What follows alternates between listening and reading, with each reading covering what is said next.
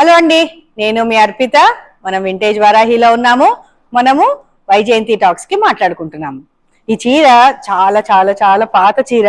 ఈ చీరకి ఒక 20 ఏళ్ల వయసు ఉంటుందండి. కానీ బాగుంది కదా, చాలా రోజుల తర్వాత ఇవాళ తీసాం. సో మనం టాపిక్ లోకి వస్తే, అనుశాసన పర్వం అని మహాభారతంలో ఒక పర్వం ఉందండి. అందులో భీష్ముడు చెప్పాట, ఏదైనా ఒక పని 12 ఏళ్ల పాటు అలా చేస్తూ ఉంటే అది మీకు సిద్ధిస్తుంది అని చెప్పారు.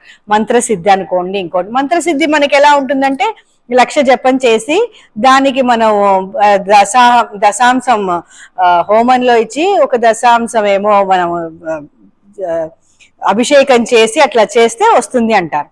కానీ అదే మళ్ళా ఏ మంత్రాన్నైనా మీరు అదేంటి లక్షలు అంటారు. ఇప్పుడు గాయత్రి మంత్రం అనుకోండి, అది 24 అక్షరాలు.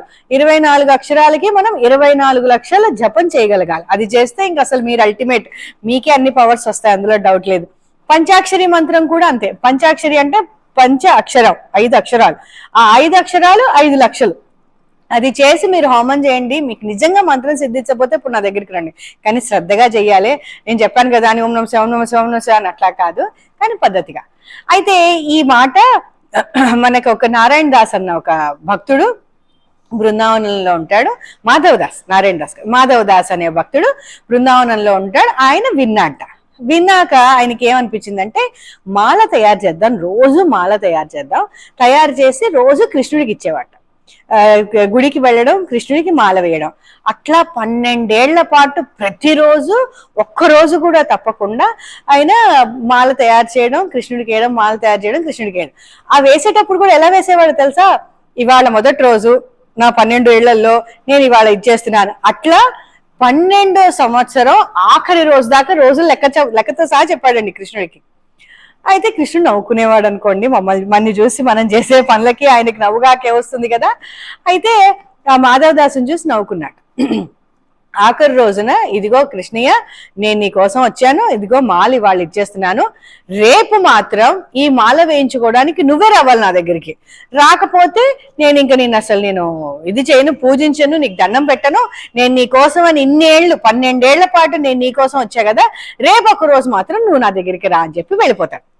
సరే, ఆయన ఏం చేస్తాడు, రోజు పొద్దున్నే లేచేసి మాల తయారు చేసుకొని అది పళ్ళెంలో పెట్టుకొని బోలెడంత వంట తయారు చేసి పెడతాడనమాట. ఇవాళ కృష్ణ ఇంటికి వస్తాడు, ఈ కృష్ణుడికి మనం ఇంట్లో వంట పెట్టాలి, అన్నం పెట్టాలి, వంట చేయాలి, అన్నం పెట్టాలి, అన్నీ తయారు చేసుకొని గుమ్మంలో కూర్చుంటాడు. పాపం రాడే. నాయనా వస్తున్నావా? రాలా. నాయనా వస్తున్నావా నా కోసం? రాలా. పాపం ఆ సాయంత్రం దాకా, మధ్యాహ్నం ఆల్మోస్ట్ సాయంత్రం దాకా అలా ఎదురు చూడడమే సరిపోతుంది. కళ్ళమ్మ నీళ్ళు వస్తాయి.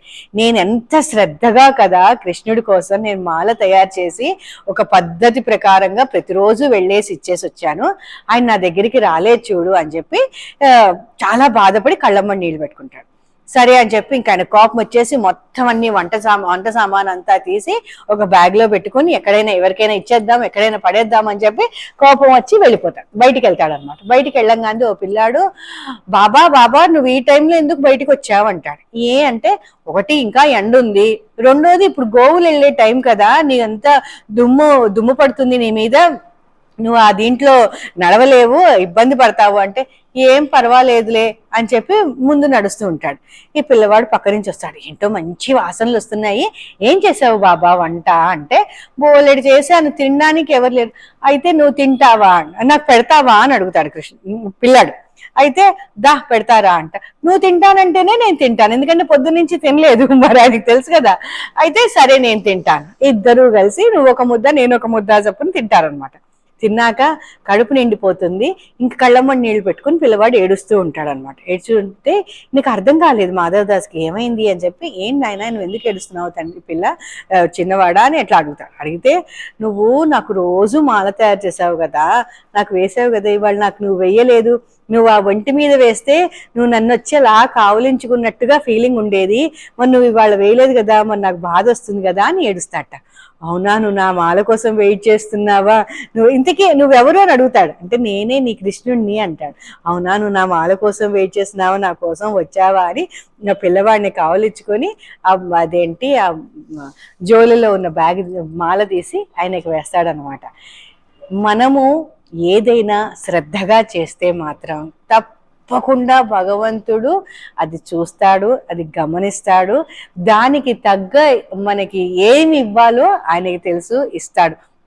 దీనికే సంబంధించి ఇంకో కథ ఉందండి, నెక్స్ట్ వీడియోలో తప్పకుండా చూడండి.